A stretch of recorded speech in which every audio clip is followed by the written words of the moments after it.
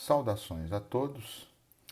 Neste vídeo nós vamos tratar da parte 3 da recuperação judicial, que se destina a estudarmos o plano de recuperação judicial. Tanto o plano de recuperação ordinário, que está regrado nos artigos 53 e 54 da Lei 11.101, quanto o plano de recuperação judicial especial de micro e pequenas empresas, cujo regramento está entre os artigos 70 e 72, também da Lei de Recuperação e Falência. O que vem a ser, primeiramente, o plano de recuperação judicial?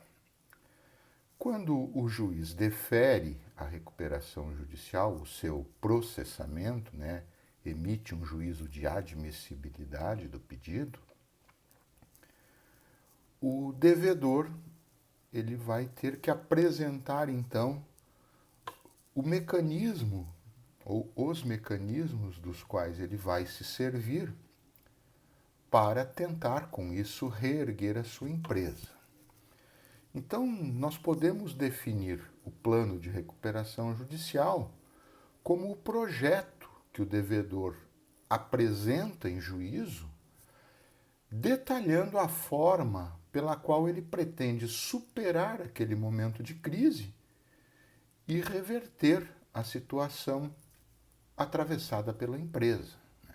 Ele deve, então, apresentar este projeto. O plano de recuperação nada mais é do que este projeto, em que ele vai dizer como pretende, então, fazer com que a empresa se reerga a partir de certas estratégias que no próprio plano ele vai propor.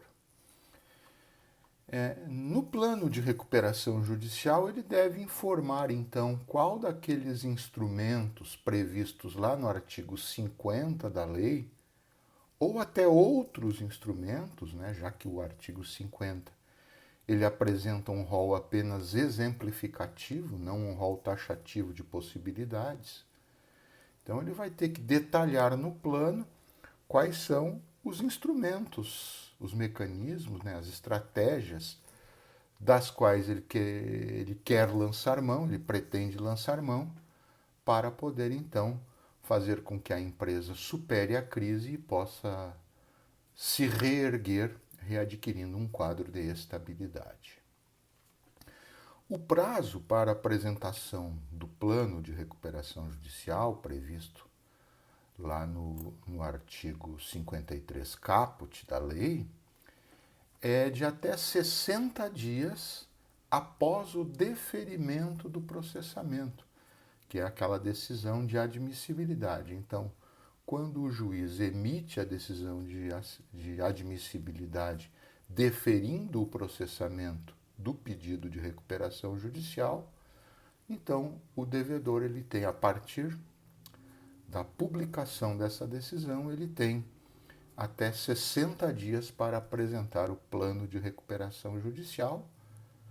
E se não o apresentar dentro deste prazo, o próprio artigo 53 caput, ele fala que o juiz então poderá convolar o pedido de recuperação judicial em falência.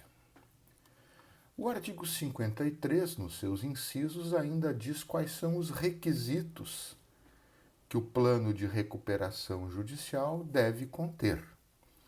A discriminação pormenorizada dos meios de recuperação a serem empregados, aqueles meios que estão relacionados lá no artigo 50 da lei. Então ele vai ter que informar quais são os meios, de maneira pormenorizada, de maneira detalhada, quais são os meios que ele pretende utilizar para viabilizar a recuperação judicial,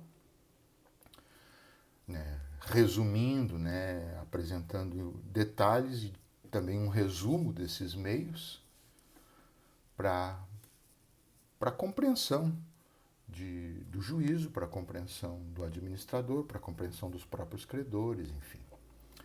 Ele também, com base no inciso 2 do 53, deve demonstrar a viabilidade econômica da empresa. Então, o plano de recuperação ele tem que evidenciar, tem que demonstrar que com aquelas medidas escolhidas dentre as possibilidades do artigo 50 ou outras que ali não estejam expressamente previstas, enfim, todo o detalhamento mencionado no inciso 1 do artigo 53, o devedor ele tem que demonstrar a viabilidade econômica do plano, a factibilidade daquilo que ele está propondo, e ele deve fazer isso através de estudos técnicos e projeções acerca das condições econômicas da empresa e aquilo que se projeta para durante a execução do plano. Isso tudo está previsto no inciso 2 do caput do artigo 53. Ele também, o devedor, deve apresentar laudo, um laudo subscrito por profissional legalmente habilitado ou por alguma empresa especializada, e esse laudo deve conter, primeiro, o levantamento econômico financeiro da empresa, né, todo o aspecto relacionado às questões econômicas e financeiras da empresa, e também a avaliação dos bens e de todos os ativos do devedor. Então, tudo tem que ser devidamente avaliado, e essa avaliação também, nesse laudo, subscrita, seja pelo profissional legalmente habilitado, seja pela empresa especializada que o confecciona. Esse laudo, como eu disse, ele está previsto no inciso 3 do caput do artigo 53.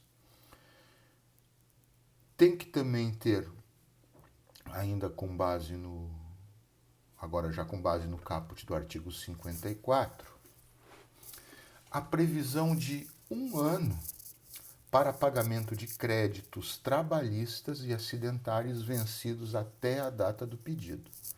Então, os créditos, a integralidade dos créditos trabalhistas e acidentários que na data do pedido de recuperação judicial já estejam vencidos, o plano de recuperação ele tem que prever um prazo máximo de 1 ano para pagamento de todos esses créditos, da integralidade desses créditos.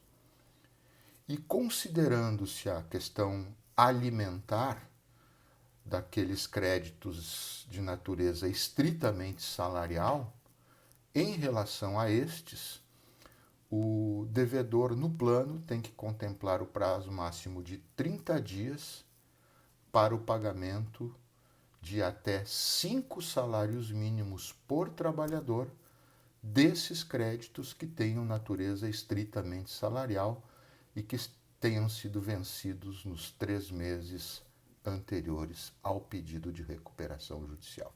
Isso tudo está lá no artigo 54 da Lei 11.101. Este plano de recuperação judicial, como eu disse, mencionado, né, cujos requisitos estão aqui abordados no artigo 53 e no artigo 54, ele se aplica a empresas de médio e de grande porte. Por quê? Porque as microempresas e as empresas de pequeno porte, se assim o optarem, elas podem lançar mão do plano de recuperação judicial especial previsto do artigo 70 ao artigo 72. Ele é um plano mais simplificado, conforme veremos na sequência. Tá? Então, esse plano mais simplificado das empresas, das MEs e das EPPs, ele só se aplica, então, a esse tipo de empresa, né, microempresas e empresas de pequeno porte, e o plano deve ser informado já na petição inicial do pedido da recuperação judicial. Isso está previsto a necessidade dele ser informado já junto com a petição inicial, no parágrafo 1º do artigo 70. E os credores que não são atingidos pelo plano especial, eles não terão os seus créditos habilitados na recuperação judicial, também regra do artigo 70, só que no parágrafo 2º. Quais são as condições, então, especiais previstas para esse plano de recuperação judicial especial atinente a micro e pequenas empresas? O artigo 71 responde isso. Ele abrange os créditos existentes na data do pedido, tanto os vencidos e vincendos. Todos os créditos, exceto os seguintes: os créditos decorrentes de repasse de recursos oficiais, então dinheiro decorrente de repasse oficial que a empresa tenha recebido, a título de empréstimo, os créditos fiscais, tributos, né? Os créditos previstos nos parágrafo 3º e 4º do artigo 49, quais sejam o do proprietário fiduciário de bens móveis ou imóveis, o crédito do arrendador mercantil, o crédito do proprietário ou promitente vendedor de imóvel cujo contrato preveja cláusula de irrevogabilidade ou de irretratabilidade, também ainda o crédito do proprietário em contrato de compra e venda com reserva de domínio, e esses todos previstos no parágrafo 3º do artigo 49, e ainda também o crédito decorrente de adiantamento de contrato de câmbio para fins de exportação, este previsto no parágrafo 4º do artigo 49.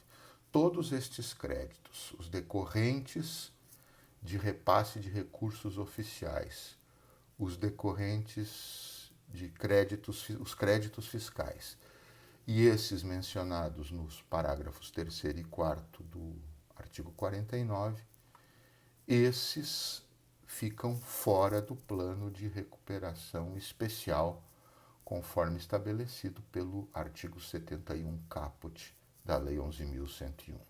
O restante dos créditos vencidos ou vincendos na data do pedido podem ser abrangidos pelo plano de recuperação especial. Como é que funciona o plano em relação a estes créditos, então, que são abrangidos? Isso está lá no artigo 70, no inciso 2. Prevê um parcelamento máximo em 36 parcelas, que devem ser parcelas iguais e sucessivas pagas mensalmente. Então, o plano especial ele prevê um pagamento em até 36 parcelas, mensais e sucessivas, e de valores iguais aos credores alcançados, incidindo em relação a estes valores juros equivalentes à taxa Selic. Tá? O plano também pode conter, ainda com base no inciso 2, pode conter proposta de abatimento de dívidas e pode conter também um prazo de carência de 180 dias, contado esse prazo de carência da data da distribuição do pedido de recuperação judicial. Isso também com base no inciso 3 do artigo 71. E o plano ainda deve conter, com base no artigo 71, no inciso 4, deve prever a necessidade de autorização judicial, isso depois de serem ouvidos o administrador judicial, o comitê de credores, se houver, e também o Ministério Público, por conta da sua condição de fiscal da ordem jurídica. Então, é preciso, depois da oitiva desses três personagens, né, administrador judicial, Comitê de Credores, se houver, e Ministério Público, a necessidade de autorização judicial, primeiro, para aumentar despesas e, segundo, para contratar empregados. Então, não poderá a microempresa ou a empresa de pequeno porte, durante o período de execução do plano de recuperação judicial, aumentar as suas despesas ou contratar empregados sem antes ter autorização judicial, e essa autorização judicial vai ser dada, se for o caso, somente após serem ouvidos o administrador, o administrador judicial, o comitê de credores e o Ministério Público. Quanto aos créditos abrangidos pelo plano de recuperação judicial, não se aplica em relação às MEs e às EPPs, não se aplica a suspensão da prescrição nem a suspensão das ações que estiverem em andamento. Então, durante o período de execução do plano de recuperação judicial, continuam correndo normalmente tanto a prescrição quanto as ações e execuções eventualmente existentes contra a micro ou pequena empresa. Uma coisa importante em relação ao plano especial das MEs e das EPPs está lá no caput do artigo 72. Normalmente, no plano ordinário, lá do 53 e do 54, a gente vai ver depois, no próximo vídeo, é preciso que ele seja aprovado pela Assembleia Geral de Credores, para que depois possa ser, então, a recuperação judicial, no seu mérito, deferida pelo juízo recuperacional. Com relação ao plano especial das micro e pequenas empresas, essa aprovação pela Assembleia Geral ela não é necessária. O próprio juiz da causa, o próprio juiz competente, ele concede diretamente a recuperação judicial, ele defere diretamente a recuperação judicial sem a convocação da Assembleia Geral, se atendidas todas as exigências legais. Então, o juiz faz a análise do plano e se ele cumpre integralmente as exigências previstas em lei, e aí, uma vez que preencha estas exigências, ele pode deferi-lo diretamente, não havendo necessidade de aprovação pela Assembleia Geral. Isso é o que prevê expressamente o caput do artigo 72 da lei. Mas, evidentemente, que os credores também podem objetar o plano. É possível que isso aconteça, e aí a regra da objeção dos credores ela está contemplada no parágrafo único do artigo 72. Os credores, a partir da publicação do deferimento do plano, diretamente pelo juiz, eles têm o prazo de 30 dias para apresentar alguma objeção. E se mais da metade de qualquer das classes de credores, das quais nós já falamos em outro vídeo, se mais da metade de qualquer das classes de credores apresentar objeção, o juiz decreta a falência. Então, neste caso, os credores podem objetar, podem apresentar objeção, e se em qualquer das 4 classes de credores, mais da metade dos créditos representativos de cada uma dessas classes, qualquer uma delas, basta uma, não precisa as 4, basta uma das classes, mais da metade dos credores apresentarem objeção ao plano de recuperação judicial deferido diretamente pelo juiz, esse especial, então o juiz decreta a falência a partir da objeção, claro, se a objeção for considerada procedente. Certo, pessoal? Então, estes são os 2 moldes, digamos assim, de plano de recuperação judicial, resumindo a matéria de hoje. Dos 50 nos artigos 53 e 54, nós temos a recuperação judicial ordinária, que a rigor ela vai ser utilizada para empresas médias e empresas de grande porte, e a recuperação judicial, o plano de recuperação judicial especial dos artigos 70 a 72 da lei, que vai se aplicar então a microempresas e a empresas de pequeno porte, conforme as especificações que anotamos nesse vídeo. Um abraço e até o nosso próximo vídeo.